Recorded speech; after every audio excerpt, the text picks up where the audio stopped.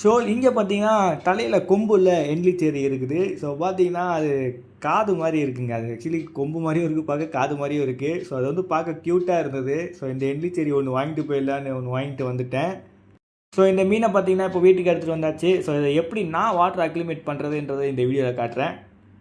இப்போ பார்த்தீங்கன்னா aquarium shop தண்ணி கொஞ்சம் உள்ளே இருக்குது அண்டு பிச்சரும் அப்படியே இருக்குது. அந்த கண்டெய்னரில் பார்த்தீங்கன்னா என் டேங்க்லேருந்து வந்தக்கூடிய தண்ணியை வந்து சொட்டு சொட்டாக விட்டு நான் வாட்டர் அக்ளிமேட் பண்ணுறேன். ஸோ பார்த்தீங்கன்னா என்னோடய வாட்டரோட பெராமீட்டர்ஸ்க்கு இந்த மீன் அடாப்ட் ஆகிடும்.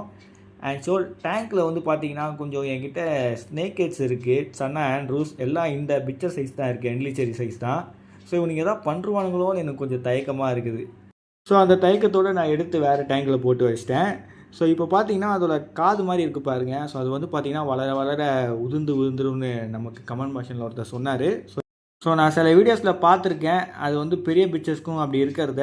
ஸோ இது என்ன ஏதுன்னு தெரியல, இது பெருசாக வளர்ந்தா தான் நம்மளுக்கு என்ன ஏதுன்னு தெரியும். ஸோ ஃபுல் வீடியோ பார்க்கணுன்னு நினச்சிங்கன்னா சேனல் நேம்கில் கொடுத்துருக்கேன், பாருங்கள்.